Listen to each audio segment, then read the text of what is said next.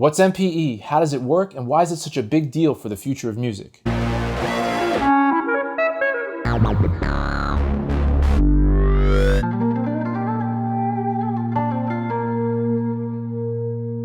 my name is Josh Madoff. I'm a composer for film and television, and today we're going to talk about MPE.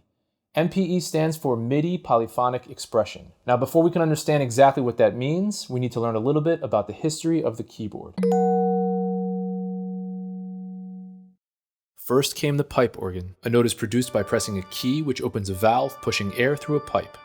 No matter how hard you press a key on the organ, the sound comes out at the exact same volume. Eventually, organs would get a volume pedal, giving the musician the ability to control the overall volume of the organ, but all notes get louder and softer at the same time. Next came the clavichord and harpsichord. Each note is produced by pressing a key which causes a tiny stick to pluck a string. There are no dynamics on the clavichord or harpsichord. No matter how hard you press, the entire instrument has one consistent volume. Next came the piano, which was originally known as gravicembalo col piano e forte, which means harpsichord with soft and loud. A note is produced by pressing a key which causes a hammer to strike a string. The note will be louder or softer depending on how hard you press the key. However, after you press a key on the piano, there's no way to change the volume or sound of that note. After the piano came the synthesizer. Pressing a key tells an electronic sound engine to produce a note. And now you could use knobs and pedals to change the volume and character of the sound after pressing a key. Some synthesizers even had the ability to produce a second sound after the initial key press using aftertouch. However, even with the most sophisticated synthesizers, the knobs and pedals would affect every note at the same time. And finally, we get the MPE instruments, which give you the ability to independently control the pitch, volume, and the character of every single note you play. On the Osmose, depending on how you press a key, you will get a completely different articulation. From the moment you play a note, you have complete control of the sound, and it has no effect on the sound of the other notes. This gives the musician an unprecedented ability to create diverse and massive sounds in a single performance on a single instrument.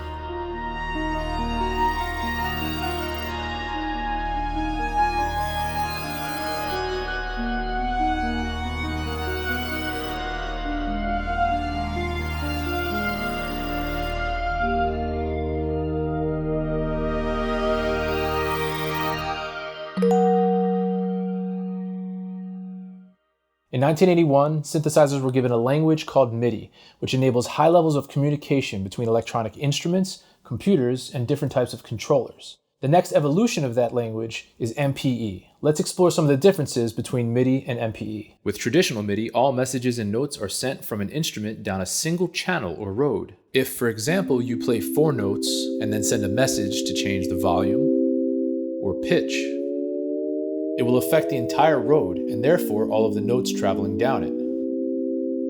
With MPE, every note gets its own channel or road. This makes it so you could change the volume, pitch, and countless other parameters of any individual note without having any effect on the other notes. This every note gets its own road approach is what makes it possible for MPE to give you that continuous and independent control over every single note you play. And when you combine this MPE language with an instrument that has microscopically accurate finger tracking, like the Osmose or the Continuum here, you can now get a performance with an electronic instrument that is so expressive, it starts to feel and sound more like an acoustic instrument. So to recap, with traditional Midi, you can make expressive changes to your instrument, but it's going to affect all notes at the same time. MPE is Midi Polyphonic Expression. And polyphonic is just a fancy word for many notes. With MPE, each note gets its own channel or road, which is how it enables the performer to have continuous expressive control over multiple notes without affecting each other. Surge XT is a free software synthesizer that has MPE capabilities. And just like the internal sounds of the Osmose, depending on how I strike a key, I'm going to get a completely different articulation. And it has the same super sensitive and continuous response to each of my fingers. Surge XT has been around for a long time, but when you connect it to a highly capable MPE instrument, an entire universe of sound and potential opens up.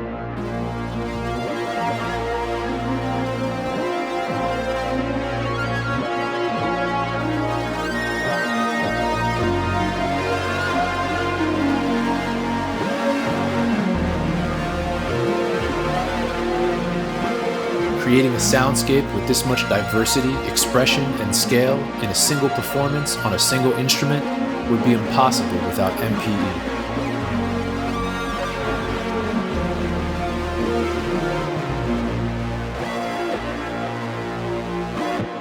Here's another really fun software synthesizer called Miniverse by Cherry Audio. It's based on the legendary Mini Moog synthesizer. Now this is what it sounds like when you control Miniverse with traditional MIDI. It sounds great, but if you want more expression, you have to manually turn these knobs one at a time. Now using MPE, I can move all those knobs at once with the pressure of my finger. And I also have vibrato and pitch bend control on each key.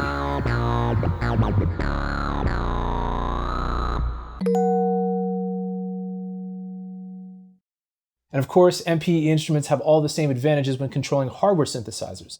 This is the E7 by GS Music. It's one of the more affordable 7-voice analog synthesizers, but it has a tremendous sound, and it's MPE compatible. Here's how it sounds using traditional MIDI. It already sounds really good, but now I'm going to control it using MPE.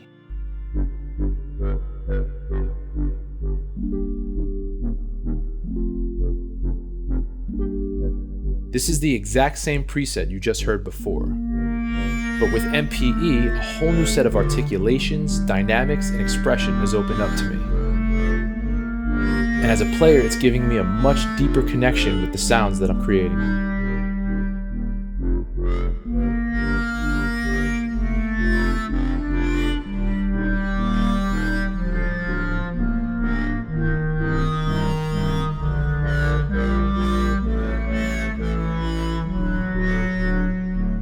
Once again, I'm able to create a diverse range of sounds in a single performance on a single instrument that would otherwise be impossible without the power of MPE.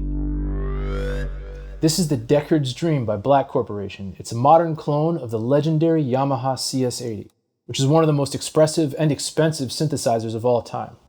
I'm controlling it with MPE, and it's already glorious.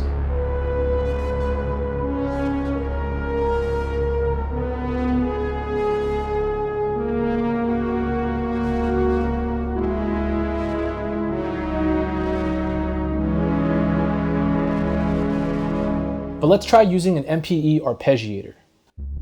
A normal arpeggiator repeats or arpeggiates the notes I'm holding down. However, the MPE arpeggiator on the Osmose is continuously tracking the position of each of my fingers, adjusting the volume, pitch, and character of every note I play in real time. And since it's MPE, the adjustments made to one note have no effect on the others. This gives me the ability to create a massive cinematic soundscape in a single visceral performance. I can't describe just how satisfying it feels to play all of this with just my two hands.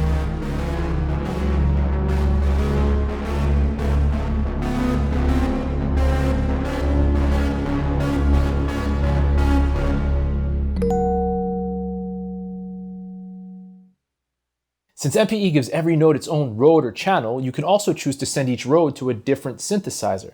This makes it possible to control multiple synthesizers from a single keyboard and build your own super synth. So I've opened 4 different software synths: Miniverse by Cherry Audio, the Legend HZ by Synapse Audio, Surge XT, and Arturia's emulation of the Yamaha CS80. I've assigned a different channel or road to each software synth, and now I can control all of them from this keyboard.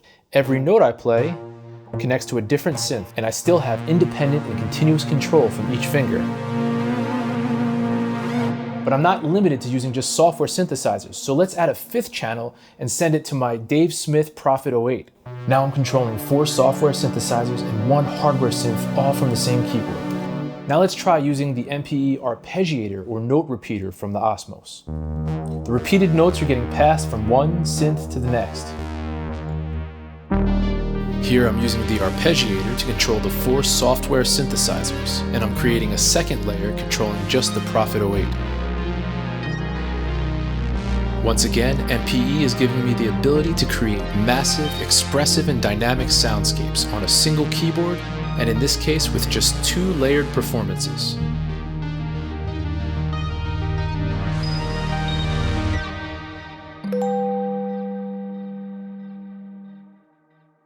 There are several different high-level MPE instruments available today. They come in different form factors, and each has their own special strength when it comes to expression. Some instruments of note are the l'instrument,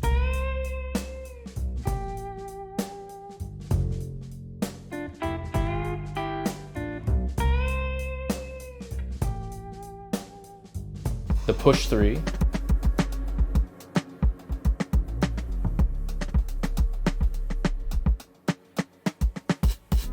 the continuum,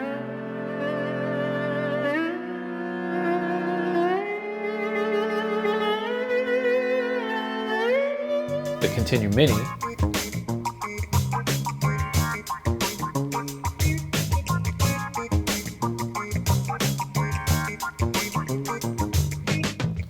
the warble 2,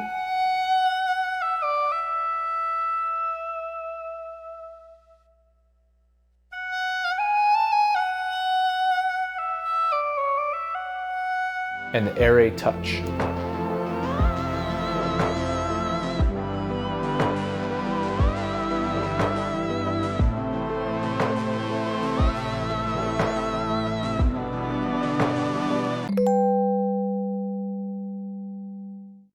People are starting to use MPE to bring new levels of expression into all different kinds of music.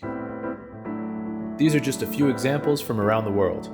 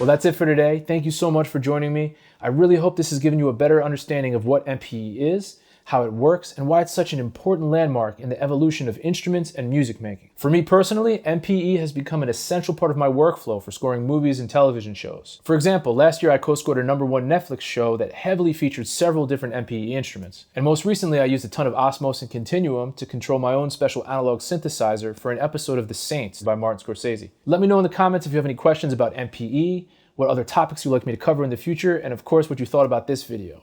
And as always, don't forget to like and subscribe. Until next time, happy practicing.